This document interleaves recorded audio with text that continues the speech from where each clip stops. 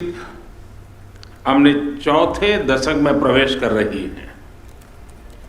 ऐसे में Bharat ASEAN summit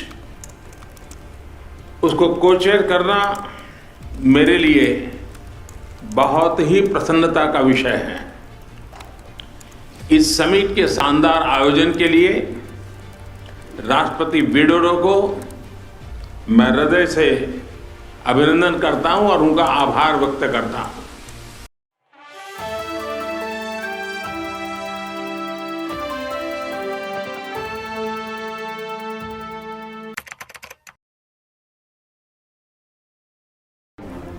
हमारी पार्टनरशिप हमने चौथे दशक में प्रवेश कर रही है।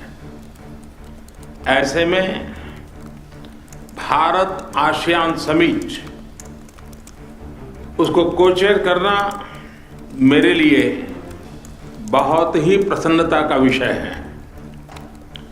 इस समिट के शानदार आयोजन के लिए राष्ट्रपति विडोडो को मैं हृदय से अभिनंदन करता हूं और उनका आभार व्यक्त करता हूं और आसियान समूह की कुशल अध्यक्षता के लिए उनको बहुत बहुत बधाई, बहुत बहुत अभिनंदन।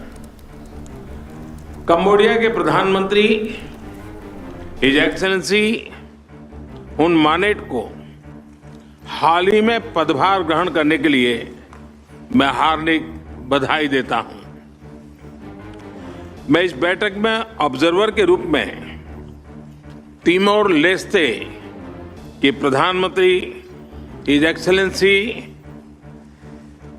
सेनाना गुजमाओ का भी हृदय से स्वागत करता हूं। योर मैजेस्टी एक्सेलेंसी, हमारी हिस्ट्री और ज्योग्राफी भारत और आसियान को जोड़ते हैं। साथ ही साझा वैल्यूज, क्षेत्रीय एकता, शांति, समृद्धि और मल्टीपोलर वर्ल्ड में साझा विश्वास भी हमें आपस में जोड़ता है।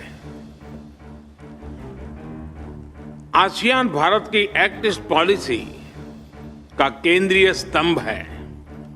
भारत आसियान सेंट्रलिटी और इंडो पैसिफिक पर आसियान के आउटलुक का पूर्ण समर्थन करता है।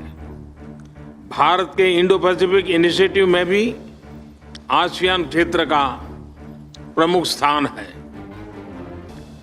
पिछले वर्ष हमने भारत आसियान फ्रेंडशिप ईयर मनाया और आपसी संबंधों को एक कॉम्प्रिहेंसिव स्ट्रेटेजिक पार्टनरशिप का रूप दिया। योर मैजेस्टी एक्सेलेंसीज, आज वैश्विक अनिश्चितताओं के माहौल में भी हर क्षेत्र में हमारे आपसी सहयोग में लगातार प्रगति हो रही है। यह हमारे संबंधों की ताकत और रेजिलियंस का प्रमाण है।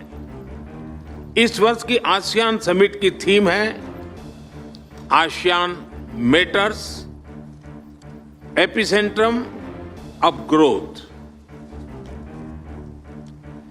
आसियान मैटर्स क्योंकि यहां सभी की आवाज सुनी जाती है और ASEAN is epicentrum of growth क्योंकि वैश्विक विकास में आसियान क्षेत्र की अहम भूमिका है। वसुधैव कुटुंबकम, one earth, one family, one future की यही भावना भारत की G20 अध्यक्षता की भी थीम है। योर मैजेस्टी एक्सेलेंसीज, 21वीं सदी एशिया की सदी है, हम सबकी सदी है।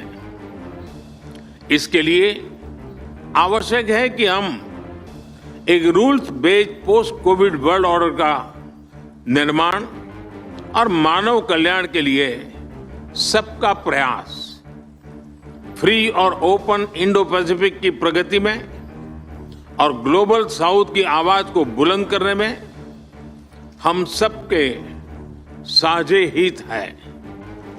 मुझे विश्वास है कि आज हमारी बातचीत से भारत और आसियान क्षेत्र के भावी भविष्य को और सुदृढ़ बनाने के लिए नए संकल्प लिए जाएंगे। कंट्री कोऑर्डिनेटर सिंगापुर आगामी अध्यक्ष लाओ पीडीआर और आप सभी के साथ भारत कंधे से कंधा मिलाकर काम करने के लिए प्रतिबद्ध है। बहुत बहुत धन्यवाद।